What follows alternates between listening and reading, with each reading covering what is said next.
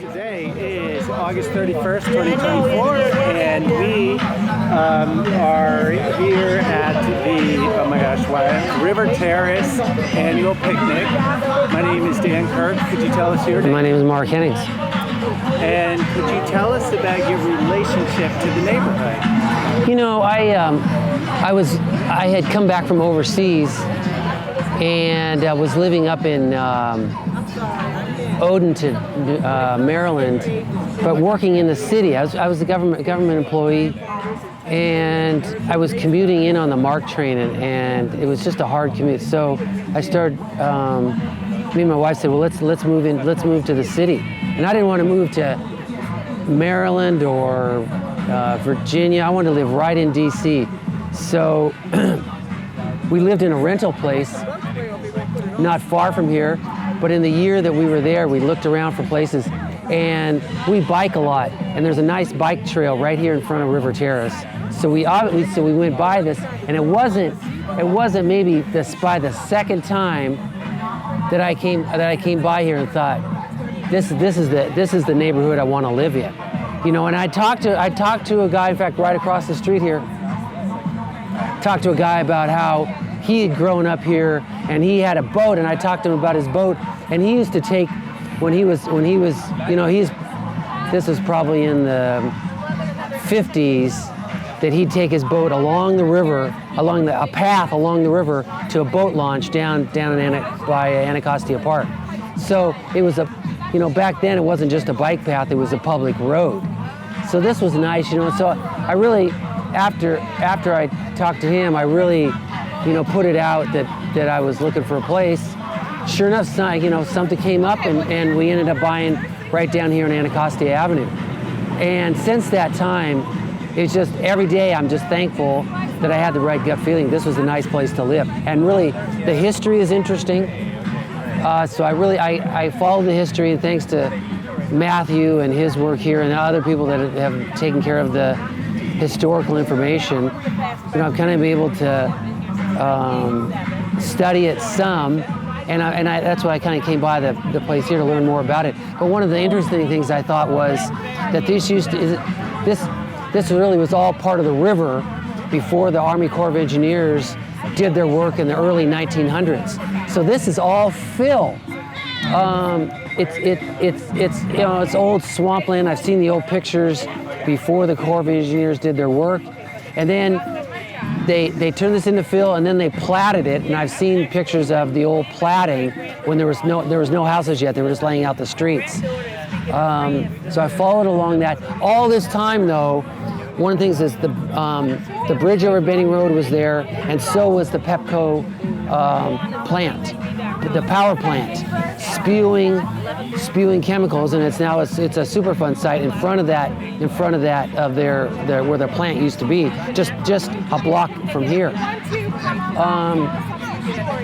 Dan, so I followed that in the early stories of it was developed in the mid 40s.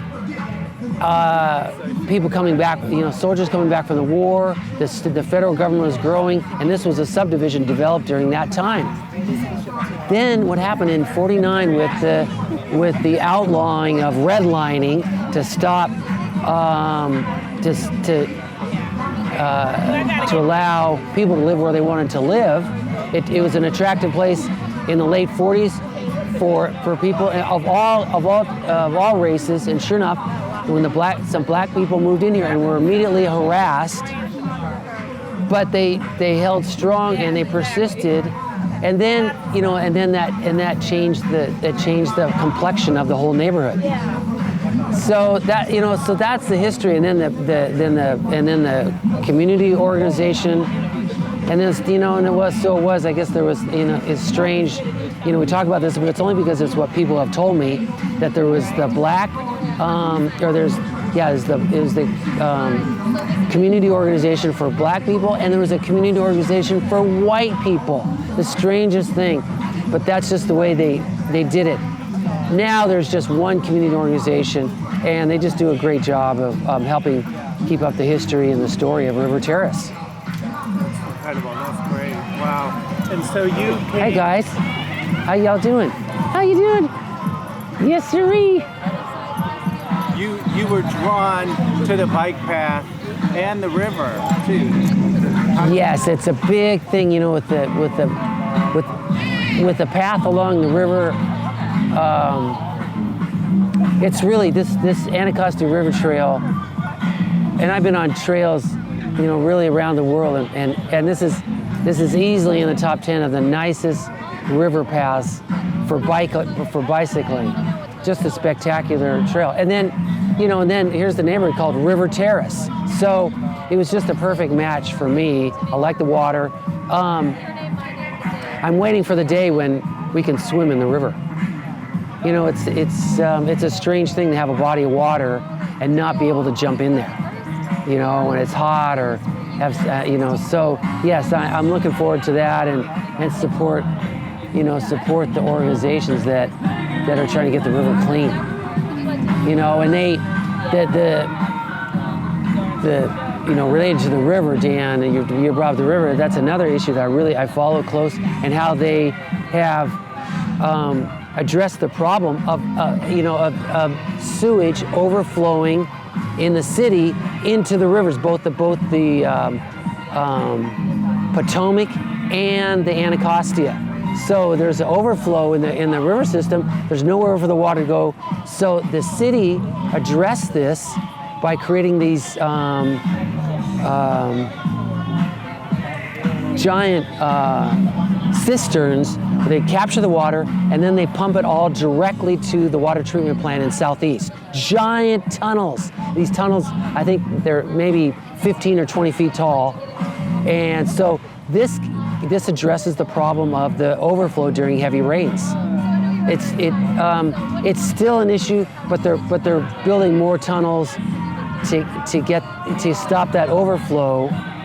And so now really the problem is working with the farmers upstream with the pesticides, other farming, mostly farming runoff that is part of the Anacostia River Basin. So that is the biggest source of pollution right now, is that comes in. So, but I think there's support there. So I'm optimistic that the river's going to get clean, and we're going to be swimming in there soon. I'm hoping they dredge it. It's very shallow. You know, it's like back in the 1800s, giant, three-masted ships would go all the way up the river, all the way up to Bladensburg. The river silted up, and that was the end of that. Very quickly silted up. Partly the farming, partly other development. It's silted up, and it's still silting up. It's very shallow, even though the Corps of Engineers dredged it in the early 1900s, and the dredge is here that we're standing on. It's dredging up again, and so it's very shallow. It's very shallow. When the tide is out, it's a giant mud bath out there. It's a mud. And you spend time out on the river too, on the water? Sometimes. I have a kayak, and I've been out there. But most of the time, I go over we go over the bridges, and then we'll spend time on the islands, Heritage Island and Kingman Island. Is it Heritage? Yeah, Heritage Island and Kingman Island. Just spectacular locations for bird watching. Wildlife habitat is just outstanding. I see lots of foxes, hedgehogs, of course lots of deer, and then the bird life, the eagles and osprey and great blue herons, kingfisher.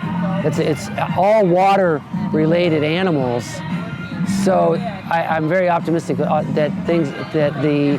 the river is getting healthier. It's getting healthier. It's with damage caused, it just takes a long time to heal. But I think it's happening, and it's a great thing. It's a great thing, Dan. Terrific. And could you tell us about some of your understanding of some of the people and the organizations that have played a role in bringing the river back? The main one I contribute to is the Anacostia River ACA, I think it's ACA, and they do a couple things. They do water testing and Anacostia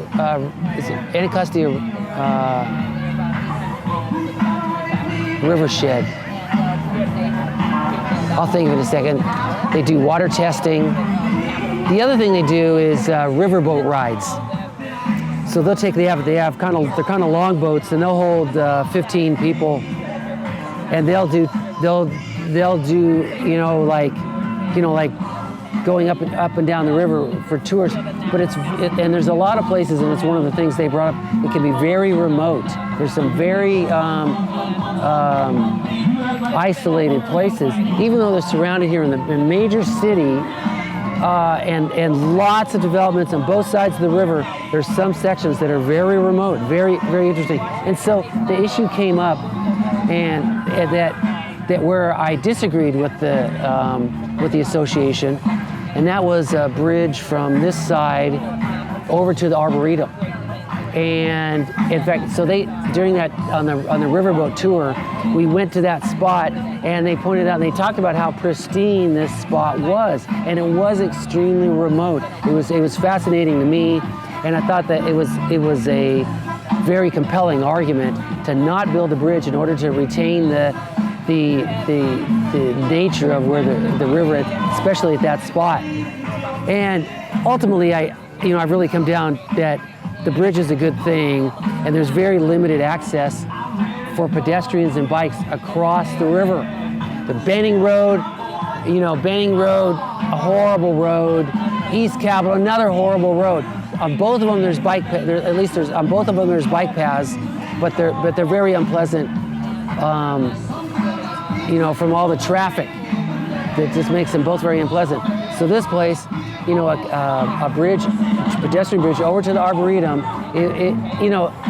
because in fact, that's one of the places it's really hard to get to from here with a bike or walking, is the Arboretum. The entrances are on the other side. It's terrible traffic getting there by bike.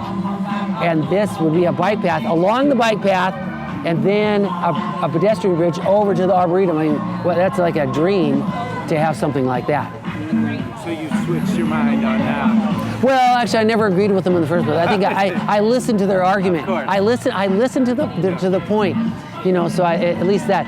By the way, they are building, and Bowser announced another bridge further upstream, right near the Kenilworth Gardens. It's right there at New York Avenue, and they're gonna make a new bridge, a pedestrian bridge across, and it'll connect people that are at. It's that area around Costco, and there's a mall there. It's a site of an old Civil War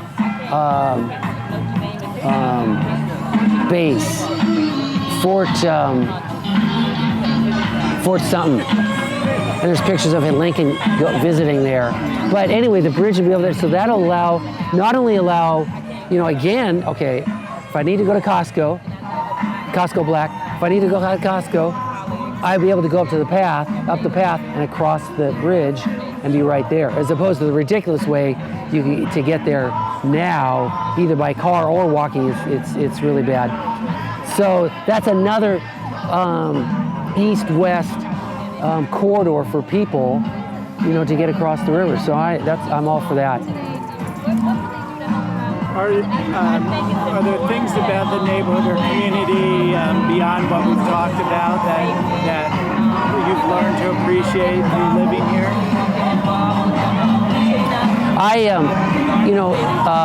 I'm now retired, so I'm able to spend more time walking around the neighborhood, and so I have run into a lot of the people who have been here for a long time, maybe even born here or here since the 50s or 60s, before 295 was built and before East Capitol was built. I mean, it's just, you can only imagine, without these major freeways, near this neighborhood, how different it must have been then.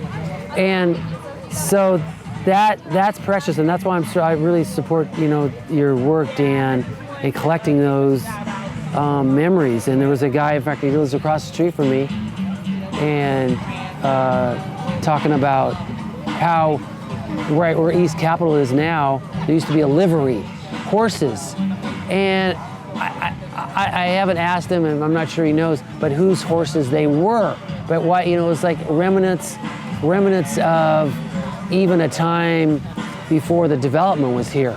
That you know, it was part of a farm or some kind of more, you know, it was obviously going to be rural, you know, what was going on, and then to have horses right here in the neighborhood, what was that in? And this is related to the guy I was talking to about the boat, that there was a road that ran right along the river down towards Anacostia Park. So those are interesting things, and I think a lot of those people are anxious to tell their story. That's why they tell me, and so all I can do is, you know, pass it on and be interested in that. Yeah, Dan. So, what would you like to see for the future of the neighborhood? That's you know, it's one of those things that's always a challenge for any neighborhood, is that balance between preserving the heritage and the character of the neighborhood, but also still doing those things that, you know, make it a pleasant place to live. You know, that I would encourage, you know, that trees keep getting planted, and there's an effort by the community organization to grow plants around a beautiful little square down here where there's crepe myrtle, beautiful crepe myrtle. They're in bloom right now. Spectacular little spot. And then there's some old rose bushes, and you know, beautification efforts like that are definitely things I see for the future. You know, you know, that's probably enough for me. That's terrific. Yeah, Dan. I really appreciate it. Yeah, Dan. Thank Oh you man, it was so much fun. That was so much fun, man. You know, I'm a chattering person anyway, and so for me to talk about those things I care about, that's an easy thing for me to do. I appreciate it.